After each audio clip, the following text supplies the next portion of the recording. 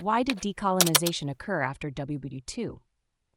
Imagine a world where entire nations were controlled by foreign powers, their resources exploited, and their people treated as second-class citizens. This was the reality for many countries under colonial rule. So, why did decolonization happen after World War II? After World War II, the world was in a state of turmoil. European colonial powers like Britain, France, and the Netherlands were severely weakened. They had lost prestige and resources, making it harder to maintain their colonies. The war also changed the global landscape in another way. The United States and the Soviet Union emerged as superpowers, and both were opposed to colonialism. They preferred to exert their influence through economic, ideological, and military means, rather than direct colonial control. This shift in power dynamics gave colonized peoples an opportunity to demand independence. Colonized peoples had been fighting for independence long before World War II, but the war gave them new momentum.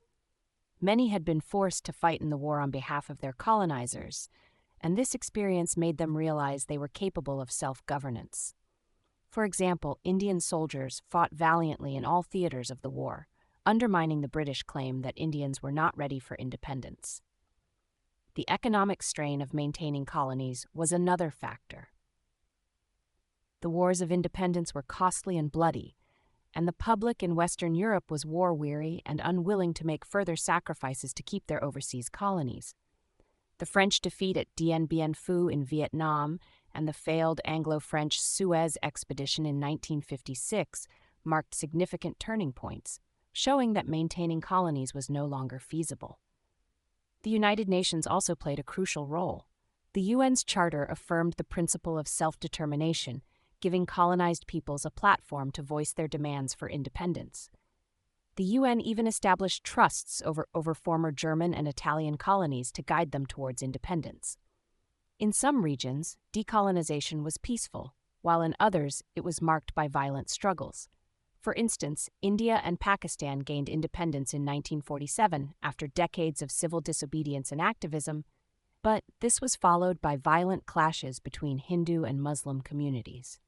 In contrast, countries like Ghana and Morocco achieved independence through relatively peaceful means.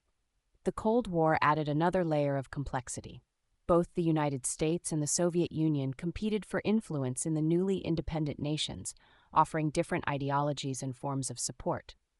This competition further accelerated the decolonization process as European powers were pressured to grant independence to avoid their colonies falling under Soviet influence.